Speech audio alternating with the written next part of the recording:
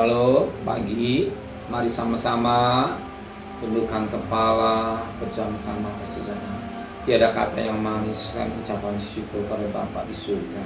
Semua karena kasih karunia-Mu yang besar dalam hidup kami. Dan kami ada sebagaimana anak-anak Engkau. Maka pagi ini kami mengadakan mesbah keluarga, mesbah pribadi. Kami menaikkan pujian penyembahan pada Bapa di surga. Kami juga rindu untuk dengarkan renungan firman-Mu. Roh Kudus menyucikan hati dan pikiran kami sehingga firman-Mu menjadi berkat buat kami, dan kami tidak lupa menaikkan doa syafaat kepada Bapa di surga. Amin. Shalom pagi. Mari sama-sama kita akan membaca firman Allah Lukas pasal yang kedua. Lukas pasal yang kedua ayat pertama sampai ayat 12. Lukas pasal 12 mas kami. Lukas pasal 12 ayat pertama sampai ayat 12. Pengajaran khusus bagi murid-murid. Sementara itu beribu-ribu orang banyak telah berkerumun sehingga mereka berdesak-desakan. Lalu Yesus mulai mengajar pertama-tama para murid-muridnya. Kata Yesus, waspada tak berlagi, yaitu kemunafikan orang Farisi. Tidak ada suatu pun yang tertutup yang tidak akan dibuka, dan tidak ada suatu pun yang tersembunyi yang tidak akan diketahui. Karena itu apa yang kamu katakan dalam gelap akan kedengar dalam terang, dan apa yang kamu bisikkan ke telinga di dalam kamar akan diberitakan dari atap rumah. Aku berkata kepada hai sahabat-sahabatku, janganlah kamu takut terhadap mereka yang dapat membunuh tubuh dan kemudian tidak dapat berbuat apa-apa lagi. Aku akan menunjukkan kepada kamu siapakah yang kamu harus takuti. Takutlah dia yang setelah mempunyai kuasa untuk melemparkan orang ke dalam neraka. Sehingga aku berkata kepada takutlah dia. Bukankah burung pipit dijual 5 ekor 2 duit? Sungguh pun demikian tidak seekor pun daripadanya yang dilupakan Allah. Bahkan rambut kepalamu pun terhitung semuanya. Karena jangan takut, karena kamu lebih berharga daripada banyak burung pipit. Aku berkata kepadamu, setiap orang yang mengaku aku di depan manusia, anak manusia juga akan mengaku dia di depan malaikat-malaikat Allah.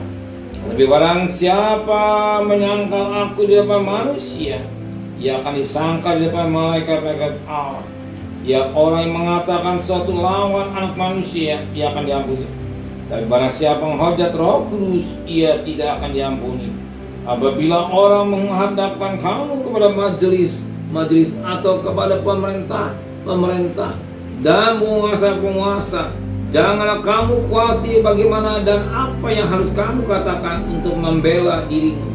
Sebab pada saat itu Roh Kudus akan menjadi kamu apa yang harus kamu katakan. Puji Tuhan, firman Tuhan itu jelas, yang sangat menarik pagi hari ini. Dikatakan pada ayat yang kelima, aku akan menunjukkan kepada kamu siapakah yang harus kamu takuti. Takutlah dia yang setelah membunuh mempunyai kuasa untuk melemparkan orang ke dalam neraka. Sehingga aku berkata kepada takutlah. Betapa kita takut Tuhan menjauh dari perkara dosa. Itulah firman upah dosa adalah Roma 6 ayat 2. Upah dosa dan neraka. Yang jelas orang yang berdosa masuk neraka. Maka kita harus takut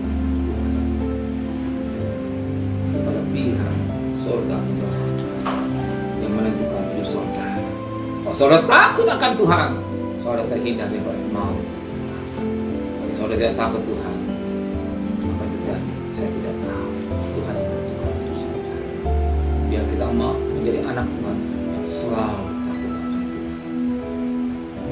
main-main dosa. Ada kesempatan buat dosa, tapi tidak lakukan. Amin. Mari sama-sama kita berdoa. Pejamkan mata sejenak. Terima kasih Tuhan buat firman-Mu. Menteraikan firman dan hati kami. Kembalikan kami bersama dengan dunia sehat, dengan tidak kurang sakit.